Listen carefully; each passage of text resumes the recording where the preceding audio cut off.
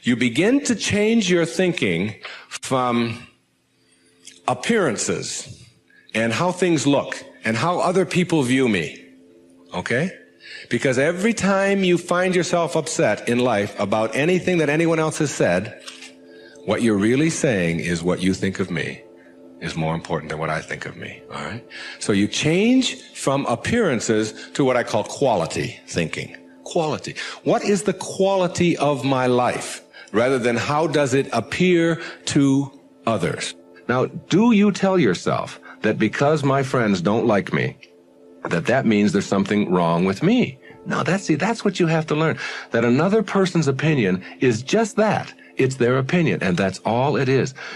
Every time you are upset, or your children are upset, because of what somebody else says about them, including their peers, what you are really saying in that moment, and this is really important, what you're saying is, what you think of me is more important than what I think of myself. And you must never give anybody that kind of power and control over you, because they will always have it. The funny part about approval, for those of you who really want it, now I'm here to tell you that I like approval. I enjoy it. I find it one of the most exciting things in the world. I like it when people read my books. I love it when people applaud. I like it when people tell me nice things and all. I like approval. I'm the first one to admit it. What I don't do is I don't need approval. There's a big difference between wanting approval and needing approval. When you need approval, it means you become immobilized when you don't get it, from making other people's opinions more important. Now, for those of you who say, yeah, but I want approval and I need it, and if I don't get it, and so on, then understand this. The people who get the most approval in life are the ones who care the least about it. And the ones who get the least approval are the ones who are always going after it. So if you want approval in this paradoxical way that I'm talking about it, stop needing it. Stop concerning yourself about it. Ask yourself, who gets the most approval in life? Think of the person that gets the most approval, and you'll see that that person couldn't care less what other people are thinking. They're so busy being, they don't have time to notice what their neighbors are doing. Thoreau said this. He said, if you advance confidently in the direction of your own dreams and endeavor to live the life which you have imagined, you will meet with a success unexpected in common hours. What that means is that success is not something that you can get in life. Success is an inner process. Success is something that you bring to everything you do in your life. It isn't something you get out of what you do. And when you get that, and you learn how to get the junk out, and advance confidently, doing what makes the most amount of sense to you based on your inner signals and the one issue of morality, which is you never interfere with anybody else's right to do the same. Each person has their own right to advance confidently in the direction of their own dreams. And when you violate that, you're violating the principle of the universe, the essence of the universe, which is cooperation and harmony. Then success will begin to chase you. And it will come into your life and arrive in your life in amounts that you never dreamt of before. That you never dreamt of. Things will start happening to you that you would never imagine before. I'm working on a book right now that's going to be called You'll See It When You Believe It. And when you start believing in some of these principles, you'll start seeing things that you were blind to for so long. When you were back here in the 2 and the 3 and the 4 and the 5, when you were moving away from yourself, as long as you're moving back towards your universal essence, your harmony with yourself, your cooperation with the rest, things will start happening in ways that you never dreamt of. Jung called it synchronicity. And it's a term that we use to explain how unexplainable coincidences sort of happen in our life. And how come these things happen? I'm going to share a couple of those with you before we leave. The quality versus appearance in your life means that you get that inner candle flame working in a way that gives you quality, independent of what other people think of you. Maslow, in defining self-actualizing, no-limit people, said they are independent of the good opinion of other people. of the good opinion of other people, independent of it. They're so busy advancing confidently, doing the things that make sense, and bringing success to changing their baby's diaper, and bringing success to weeding their garden, and bringing it to the job. They bring it on the airplane so that when they run into somebody who is rude to them, a stewardess that is rude, they don't see it as an attack on them. It's just where they are, and they send them love.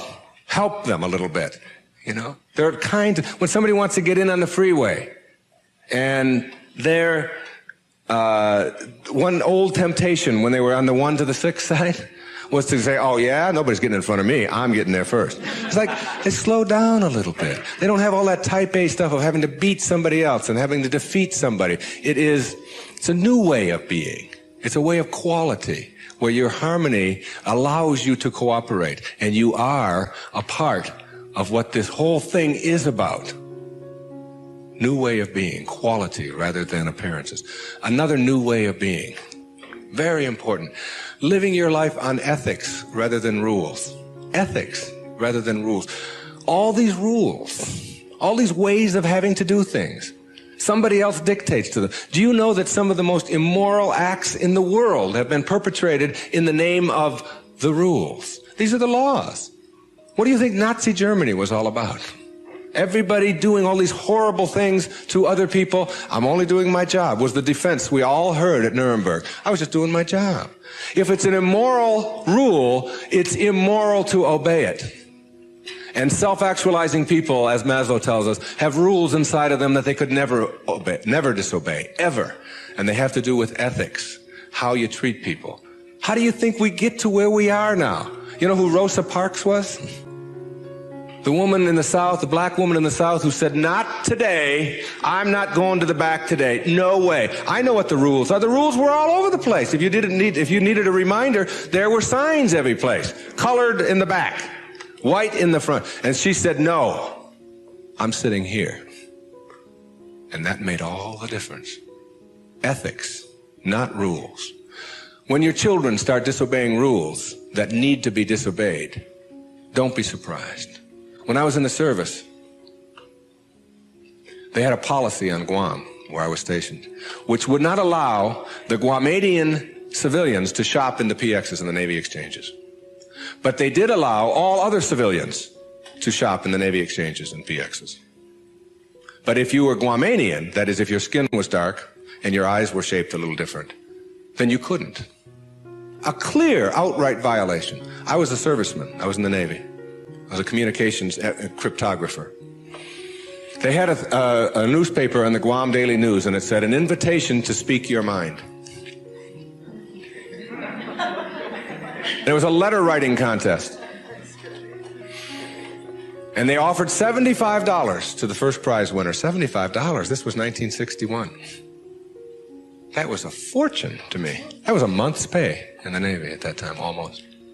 So I entered the contest, and I knew I would win it. I had already written a novel at that time. A whole novel I had written while I was on Guam. I knew it wasn't going to be a contest. I felt sorry for the other people entering it. I knew I was going to win this. Unfortunately, I didn't realize that when you're in the service and you have an opinion and you don't submit it to the chain of command, that you can be court-martialed for that. So the headlines on next week's Guam Daily News were, U.S. sailor assails policy of discrimination. Big, hot stuff, all right? And I was called before a vice admiral, Commander Naval Forces Marianas Islands, and threatened with a court-martial because I had disobeyed the rules, even though the rule was immoral. There are lots of them like that. And when I went in and they threatened me with a court-martial, I told them this was my battle plan. They didn't have Xerox machines in those days, so I had to get a lot of carbon paper.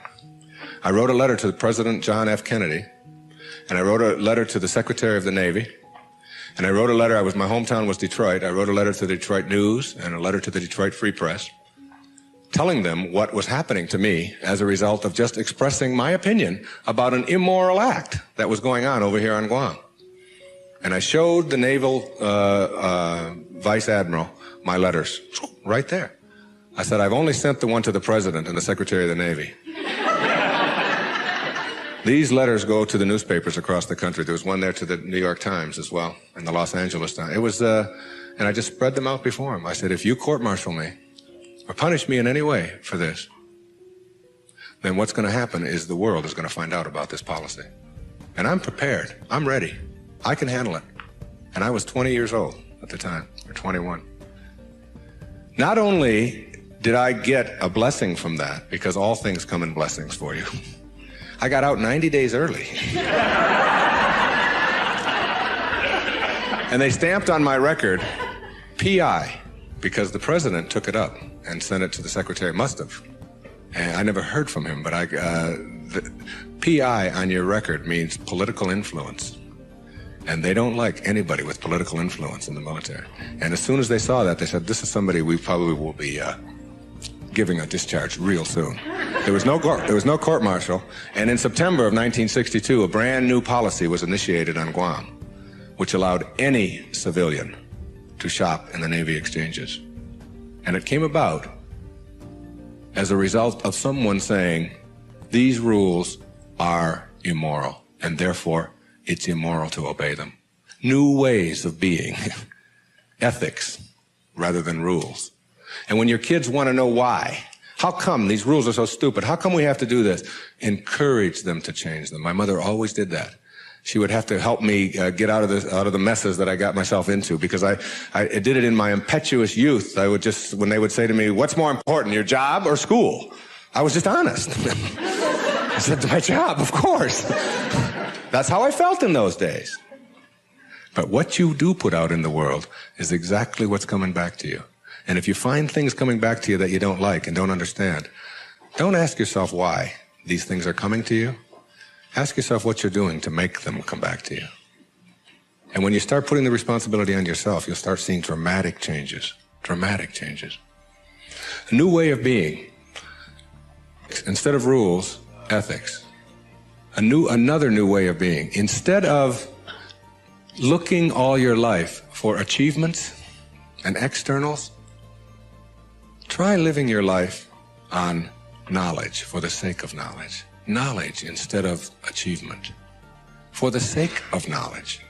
Being in a context in which you don't have to collect a lot of merit badges.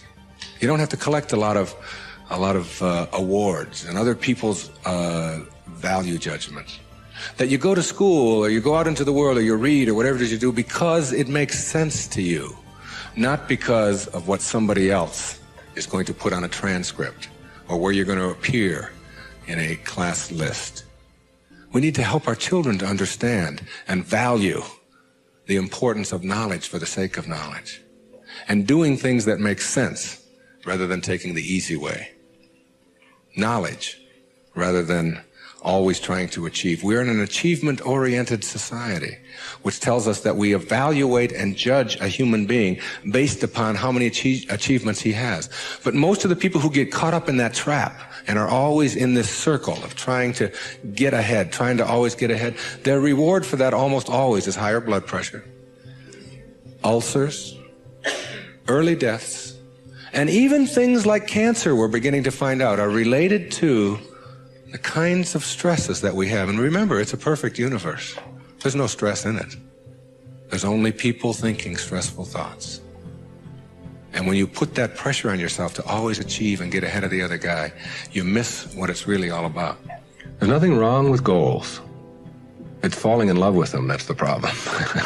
It's not being able to be flexible and alter them. If you have a goal to get here, to get $100,000 in the bank, to get to this promotion, to get 2 cars in your garage, whatever it is that your goal is, and you're on your way to that, and you're always working at the goal, all of this stuff on your way to the goal is called striving, and that's what you learn, striving. And striving is a very low-level place to be. When you get to your goal, because all you've ever known is striving, you will just always suffer from this disease called more. You will just upgrade your goal to $200,000, 4 cars and 2 houses and another wife and a younger one and all of these kinds of things. If you have a goal and you understand that every step along the way is a present moment to enjoy and to live, then the goal won't become any obsession. I don't have any goals in my life. People ask me, where are you going to be 5 years from now? What are you going to be doing? What's next for you? I remember what Lincoln said, who to me was like the greatest person who ever sat in that White House. He said, I never had a policy. He said, I just tried to do what made the greatest amount of sense each and every day of my life as I sat there as the President of the United States.